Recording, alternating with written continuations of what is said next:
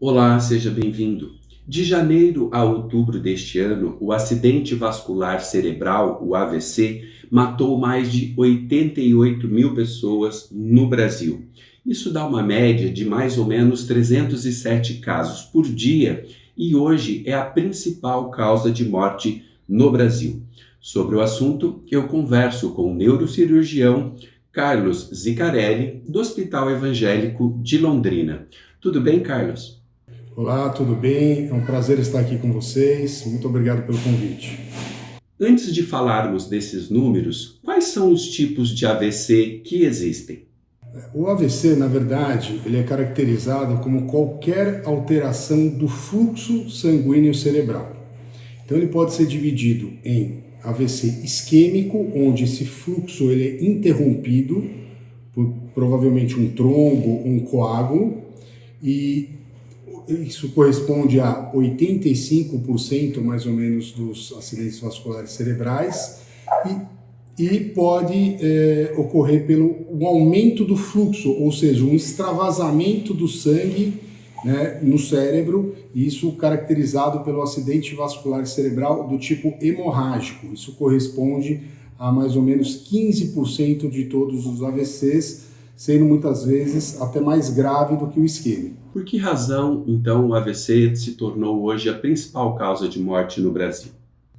O acesso à imagem, né, de ressonância magnética e tomografias ou angiotomografias, então a facilitação, né, pelas imagens, né, a tecnologia, o desenvolvimento da tecnologia propiciou um aumento do número de diagnósticos, que provavelmente no passado não era feito, né, de rotina. Além disso, mudanças do estilo de vida, como sedentarismo, aumento da pressão arterial, aumento do açúcar no sangue, ou seja, o diabetes, sedentarismo e o aumento do estresse, isso fez com que ocorresse um aumento do número de casos, sendo que esse tipo de patologia se tornou, por muitas vezes, a principal causa de morbidade, que é a limitação funcional, e até mesmo de mortalidade. De 2011 até o início da pandemia, não era o AVC não era a principal causa de morte, né? O que ocorreu nesse período, né, que melhorou esse índice? Até 2011, os protocolos assistenciais eles não eram tão estudados e validados, né, de uma maneira que o timing do tratamento não era estabelecido ainda com uma certa respaldo na literatura. Após 2011, com a criação de protocolos assistenciais, principalmente no tratamento do AVC isquêmico, com o uso de medicamentos próprios, né, chamados trombolíticos, agentes trombolíticos que dissolvem aqueles trombos ou coágulos que causam interrupção do fluxo sanguíneo, isso propiciou uma melhora no desfecho desses pacientes, com resolução, né, desses trombos e, consequentemente, com a facilitação da circulação cerebral, restabelecendo, né, a função neurológica previamente acometida. Então, os protocolos assistenciais, principalmente o protocolo de trombólise, ele fez com que esse número melhorasse muito a partir de 2011. Quais as comorbidades que aumentam a possibilidade de um AVC?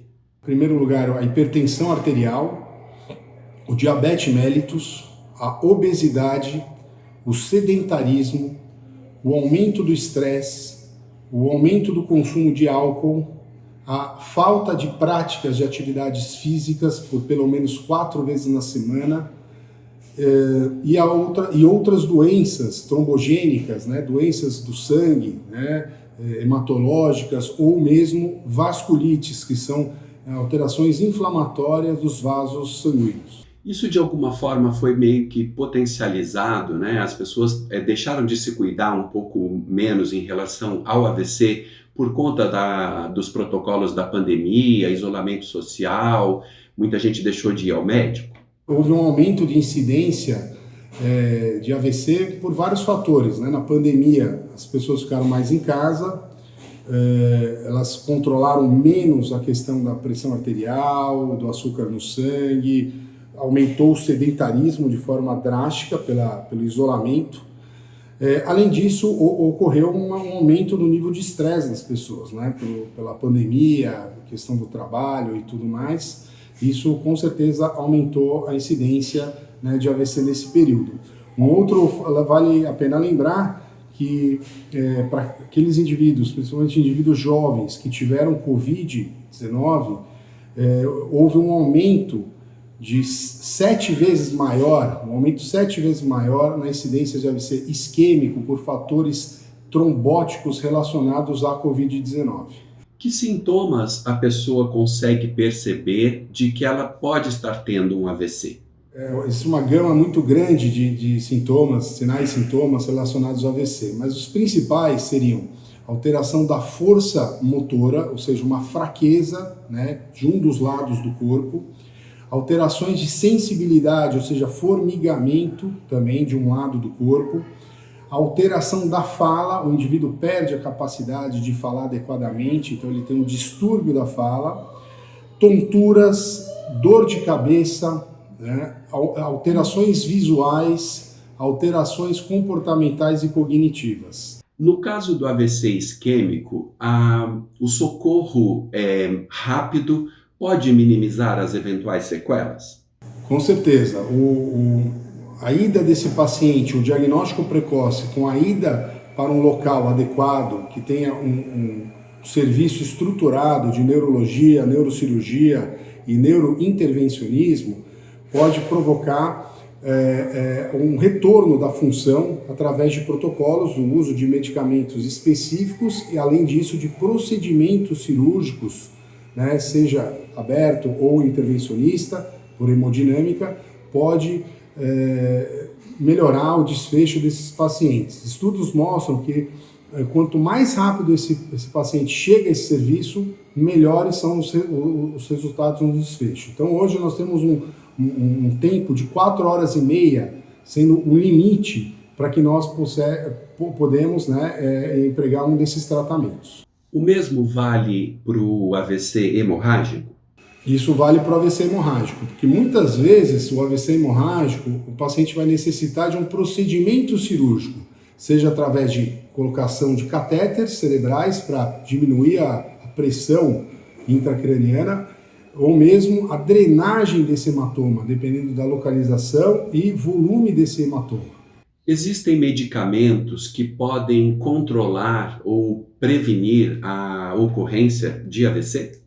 A melhor prevenção, né, seria no controle da hipertensão arterial. Então existem medicamentos para indivíduos que são hipertensos, medicamentos para controle da glicemia para indivíduos que tenham um aumento da glicose no sangue, medicamentos para diminuir o colesterol e o triglicerídeos, né, isso também evita.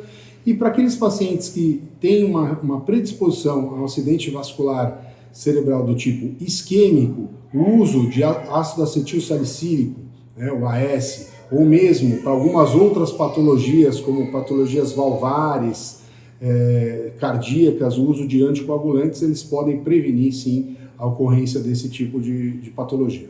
Que cuidados as pessoas podem ter no dia a dia no sentido de evitar um AVC? O controle, né, da pressão arterial, do açúcar do sangue, através de práticas de atividades físicas regulares, né, no mínimo 4 vezes por semana, uma atividade aeróbica. Além disso, evitar o sedentarismo, controle da obesidade, evitar o estresse, né, através de práticas anti-estresse que nós temos por aí, yoga, massoterapia, às vezes até mesmo um tratamento psicológico, né, para melhora dessas questões. Então, fora isso, nós sabemos que outras patologias hematológicas, reumatológicas, até mesmo vasculares, para esses indivíduos estarem procurando especialistas na área a fim de reduzir a incidência do AVC. Então, na verdade, a prática saudável, né, a mudança do estilo de vida E isso tem que ser um processo contínuo, né, e duradouro para evitar esse tipo de patologia. Carlos, você citou, né, alguns sintomas que a pessoa pode perceber que está tendo um AVC. Isso ocorrendo, como que ela pode pedir ajuda ou quem está por perto, né? O que pode fazer para socorrer rapidamente essa pessoa?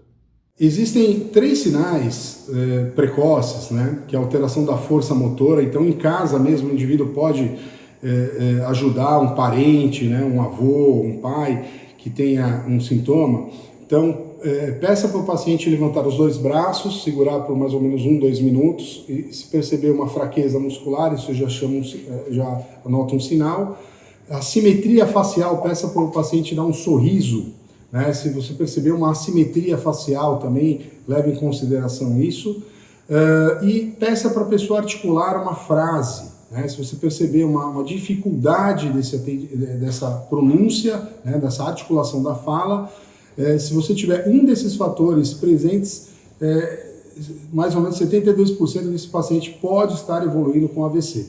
Então, nesse momento, é muito importante que ele ligue para o 192 ou através de serviços, né, de emergência, né? Por exemplo, a Unimed tem um serviço de emergência que pode ser acionado, e esse paciente já é direcionado, importante que ele seja direcionado para um serviço de referência, né, nessa área de atuação. Então, eu acho que seria o melhor conselho nesse caso é tentar identificar um desses fatores, né, que são fáceis, né, até de tentar perceber. Isso acontece de uma maneira súbita, de repente, então é uma característica do AVC, né, o indivíduo está bem, de repente ele apresenta sinais e sintomas, e que ele seja encaminhado o mais brevemente possível a um centro de referência. Carlos, muito obrigado pela entrevista. Eu gostaria de agradecer o convite. Até uma próxima. Muito obrigado. E a você, obrigado pela atenção e até o próximo vídeo.